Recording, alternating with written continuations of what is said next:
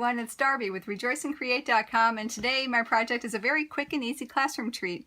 It's getting to that time of year where kids will be bringing in either harvest festival treats or Halloween treats for their classmates, and this makes a very quick and easy one.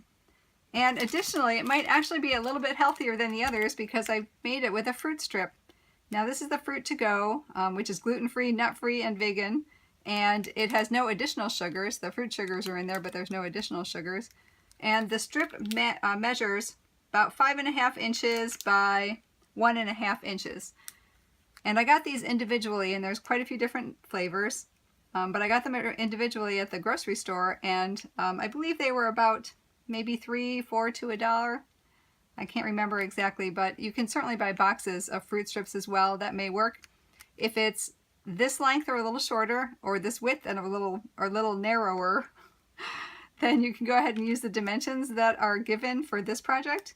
Even if it's a little longer, you might be able to tuck the end in and still be able to fit it into the size. So at 4 inches by 6 inches for a piece of designer series paper, you can fit 6 of them on one 12 by 12 sheet of paper. And if you start with a 4 by 6, I'm using the Spooky Night designer series paper on this one. This one was done with the autumn, painted autumn designer series paper. For the banner underneath, the cardstock is 1 inch by 5 inches, and I'm using pumpkin pie on this one. Of course, basic black was that one. For the sentiment banner, I used a strip of Very Vanilla that was 4 inches by 1/2 inch. And for this one, I used crushed curry, and I used the seasonal chum stamp set. I used the front part of the tag, and I also used the trick or treat for the sentiment. For the one I'm doing for the demonstration, I'm going to use the Spooky Cat stamp set, and I'll use the A Wicked Yummy Treat for You, as well as the Happy Halloween. And I will cut that out with the layering ovals, and I'm going to use, for the sentiment, I'll use the one that's, let's see, 2 1/4 inches by 1 3/8, and I'll use the scalloped oval just bigger than that at 2.5 inches by 1.5 inches to cut them out. For the sentiment, I'll need a piece that's 2 inches by 3 inches of Very Vanilla.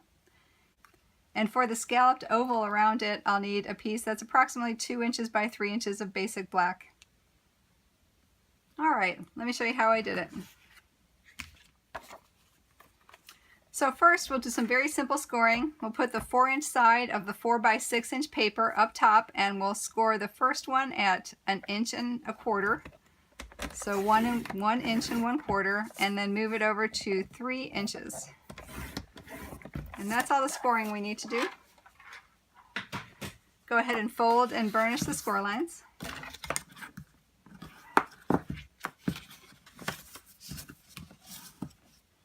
And to put it together, I'm going to use some tear and tape.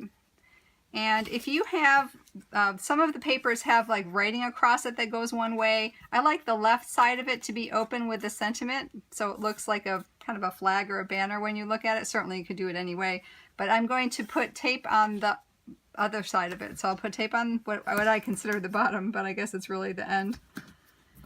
And I'm going to put them also down one side.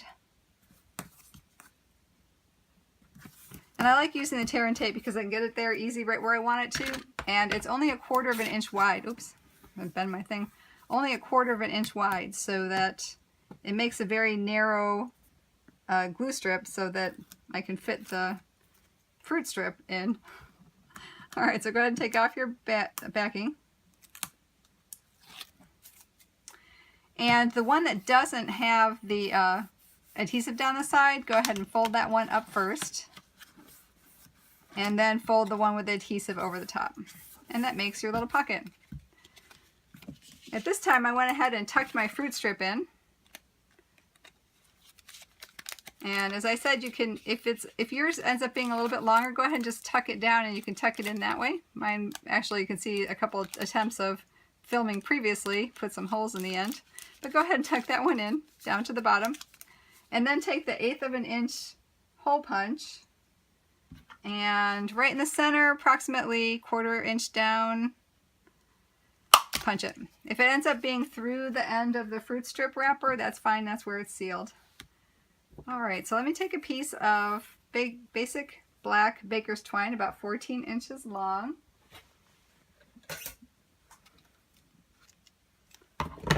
And I'm going to go ahead and fold it in half because I like the look of it doubled. And feed it through the hole. And then I'll just tie a bow.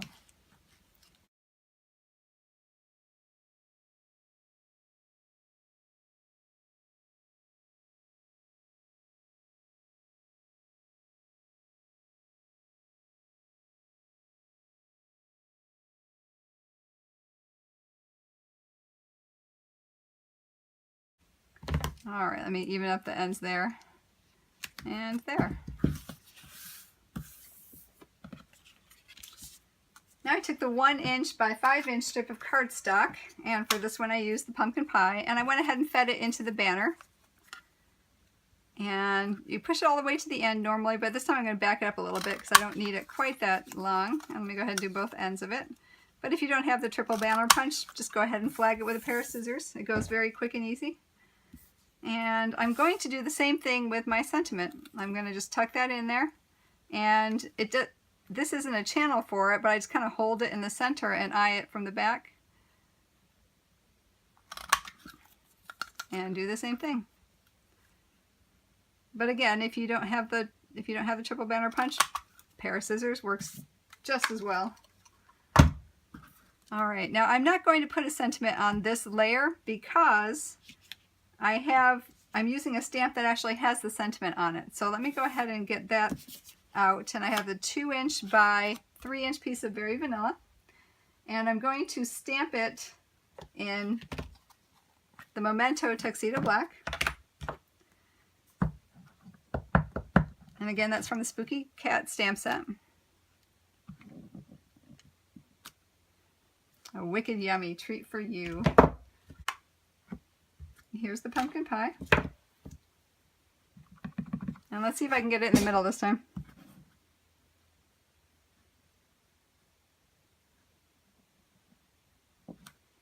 Oh, a little bit off. To speed things up, I went ahead and cut this one out already with the oval, and I used a 2 inch by 3 inch piece of basic black. Alright, so here it is all put together. I went ahead and cut it out to save some time.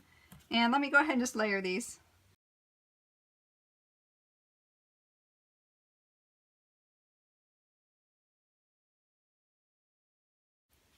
If you're doing a sentiment, I would stamp it on the banner before I adhere, just to make sure I have it lined up right, and then go ahead and put the pumpkin on the side of it. But because this one has a sentiment in the middle, I'm just going to layer that one on top of the banner. And I'm going to go ahead and put a couple dimensionals to pop that up even further.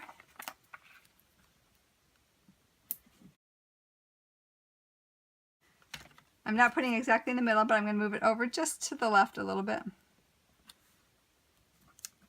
And then we'll go ahead and layer that one onto our treat pocket.